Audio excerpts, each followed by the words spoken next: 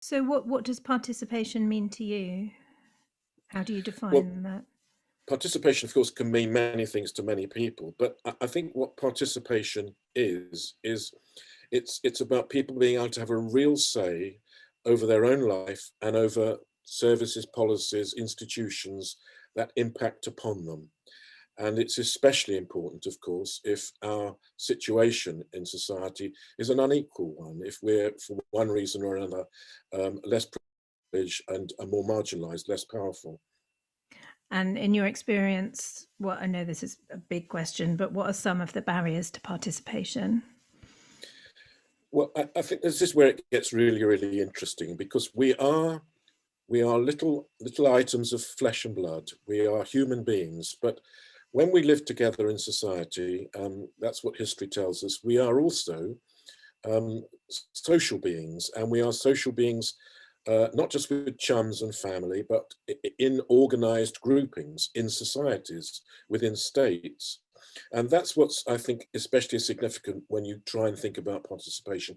Participation is not just about us as human beings, it's us as social beings, as citizens, or indeed in societies now, people denied citizenship status, but it's our role as civil beings in organized life. And what then I think can be problematic is our relationship with the society. So all sorts of things are going on here. There are structures, structural issues, and there is that which is personal, and there's the connection between the two. And that connection can be quite a difficult one for some people.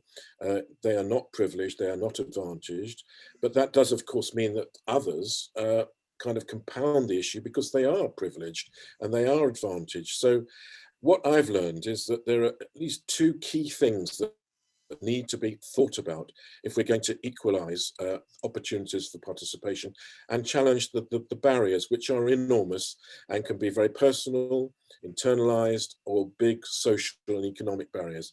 And put simply, there are two very straightforward words. These are uh, uh, trying to take forward a recognition that for people to have a real involvement in their society, they need access and they need support. You need to be able to get into things, organizations, services, policies, politics, arrangements that are out there, and you probably will need support to do so.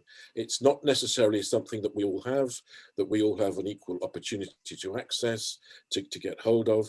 And if you don't recognize the need that we all have for access and support, some more than others, then what it really means from my experience is that basically some people will never get through the door to being part of things, and others will never even realize there's a door to get through. And it really is exclusionary. We need to have support to build our confidence and expectations, even to know that we have a right to a say in our society.